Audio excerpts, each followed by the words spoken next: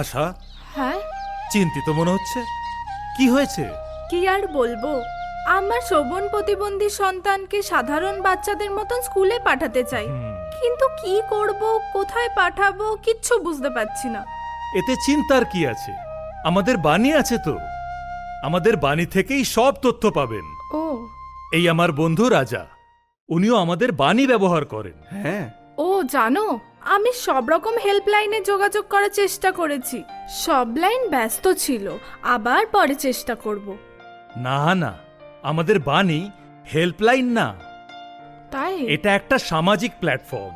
এটা যে কোনো হেল্পলাইনের থেকে সম্পূর্ণ আলাদা। ও, আপনি শুধুমাত্র এই 766-907-4637-এ কল করলেই বিভিন্ন ধরনের লাভজনক তথ্য শুনতে পাবেন, যেরকম দক্ষতা উন্নয়ন, ও, জীবিকা, প্রতিবন্ধী ব্যক্তিরা ব্যবহার করতে পারেন এমন সমাধান, অনুপ্রেরণামূলক গল্প, সরকারি স্কিম ইত্যাদি। ও, 766-907-4637 নম্বরে কল করে 3 বোতাম টিপে নিজের প্রশ্ন অথবা তথ্য যেটা আপনি অন্যদের সঙ্গে শেয়ার করতে চান সেটা রেকর্ড করতে পারবেন। ঠিক। আচ্ছা। অন্য ইউজাররা এটা শুনে উপলব্ধ তথ্য রেকর্ড করেন, সেটা যাচাই করে বাণীতে প্রকাশ করা হয়।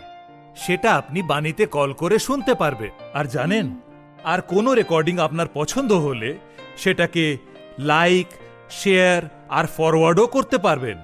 ইন্টারনেট বা স্মার্টফোনেরও কোনো প্রয়োজন নেই। এটা শুধুমাত্র প্রতিবন্ধীদের জন্য না, তাদের মা বাবা, পরিবার, এনজিও, পুনর্বাসন কেন্দ্র, শিক্ষা প্রতিষ্ঠান এবং যারা প্রতিবন্ধীদের চাকরি দেন সবার জন্য উপকারী। তাই? আপনি জানেন, একটা এনজিও বাণীতে প্রতিবন্ধীদের প্রশিক্ষণ দেবার তথ্য দিয়েছে। আচ্ছা। কিছু প্রতিবন্ধকতা সম্পন্ন ব্যক্তি এই সুযোগের সদ্ব্যবহার করে প্রশিক্ষণ পেয়েছেন। বাহ, আমিও বাণী ব্যবহার করি। গুজরাটের দৃষ্টিহীন প্রতিবন্ধী আনন্দ বাণীতে বিজ্ঞাপন দেন। ওনার কোম্পানিতে দৃষ্টিহীন প্রতিবন্ধীদের চাকরি দেওয়া হচ্ছে। অনেক বাণী ব্যবহারকারী প্রতিবন্ধকতা সম্পন্ন ব্যক্তিরা আবেদন করেন এবং চাকরিও পান।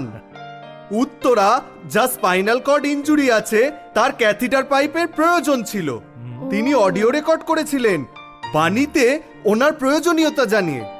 আচ্ছা, অন্যান্য বাণী ব্যবহারকারীরা তাকে ক্যাথিটার পাইপ পেতে সহযোগিতা করেন। সত্যি এটা বাকিদের থেকে আলাদা ও উপকারীও। আপনাদের অসংখ্য ধন্যবাদ। আমিও এক্ষুনি বাণীতে কল করব। আমার দৃঢ় বিশ্বাস আপনার সমস্যার সমাধান হবেই। হ্যাঁ। একদম। চলুন বাণীর মাধ্যমে একে অপরের সহযোগিতা করি। আসুন দেখে নি বাণী কিভাবে ব্যবহার করতে হয়।